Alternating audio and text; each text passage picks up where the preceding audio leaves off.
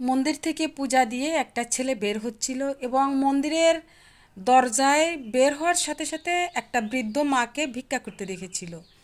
তখন সেই ছেলেটার খুব মায়া হচ্ছিল, তার মা বাবা নেই, তাই সেই বৃদ্ধ মহিলাকে ভিক্ষা করতে দেখে তার ভীষণ মায়া হচ্ছিল এবং কিছু টাকা দিল।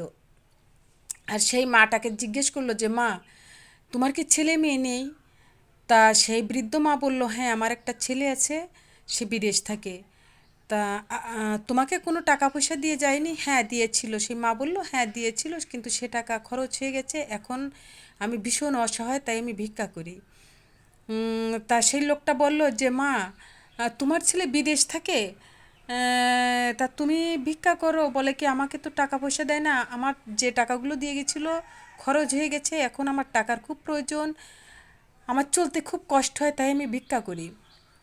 তা বলল যে, আহ, তোমার ছেলে কিছুই দেয় না? তো হ্যাঁ, দেয়, আমাকে প্রতি মাসে একটা করে রঙিন চিঠি দেয়।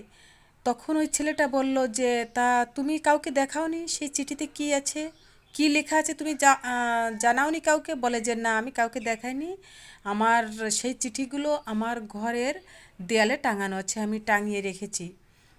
তখন ওই ছেলেটা বলল যে, মা, তাহলে তোমার বাড়িতে আমাকে নিয়ে চলো, তোমার ছেলে কি দিয়েছে, কি রঙিন চিঠি দিয়েছে, আমি একটু দেখতে পারি? হ্যাঁ, পারো, চলো। তখন বৃদ্ধ মা ওই ছেলেটাকে নিয়ে চলে আসলো বাড়িতে।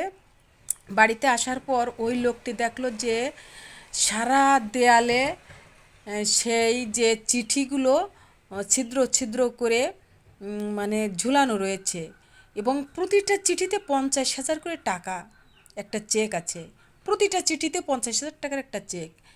তখন তো লোকটা অবাক হয়ে গেল, বলল যে, মা, তোমাকে যে তোমার ছেলে প্রতি মাসে 50,000 করে টাকা দিত, তুমি কি কাউকে দেখাওনি? তোমার কি মনে হয়নি যে তোমার ছেলে তোমার জন্য কিছু টাকা পাঠাতে পারে?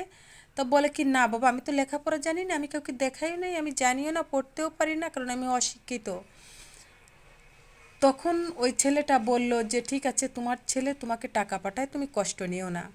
তা আমাদের সমাজে আমরা এমন কিছু মানুষ আছি যে আমরা কিছু জানি না, পারি না, তাও অন্য কারোর কাছে আমরা নত স্বীকার করতে চাই না, যে আমি এই জিনিসটা পারি না, আমি কারোর কাছে গিয়ে শুনি যে আসলে এই জিনিসটা কী। কিন্তু আমরা দিনের পর দিন এরকম কষ্ট পাচ্ছি, নিজেদের আত্মীয় স্বজনের কাছ থেকে হোক বা ছেলে মেয়ে যার কাছ থেকে হোক, আমরা প্রতিনিয়ত কিন্তু কষ্ট পেয়েই যাচ্ছি। আমরা বুঝি না, কিন্তু অন্যর কাছে কিছু জিজ্ঞেস করতে চাই না, সেখানে আমাদের মানে ছোট করতে চাই না, কিন্তু এটাকে ছোট বলে না। এই যে আমি যে কষ্টটা পাচ্ছি, আমার যে কষ্টটা হচ্ছে, এই কষ্টটা তো হওয়ার কথা ছিল না। তাই আমরা যে কোনো কারোর কাছ থেকে যে কোনো কিছু আমরা শুনতে পারি, জানতে পারি, জ্ঞান অর্জন করতে পারি। জ্ঞান অর্জন করা, জানা, শেখার কোনো বয়স নাই।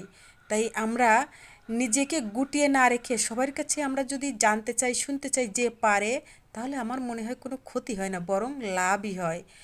তাই আমরা এখন থেকে যেটা না পারবো, না বুঝবো, অন্যের সাহায্য নিতেই পারি।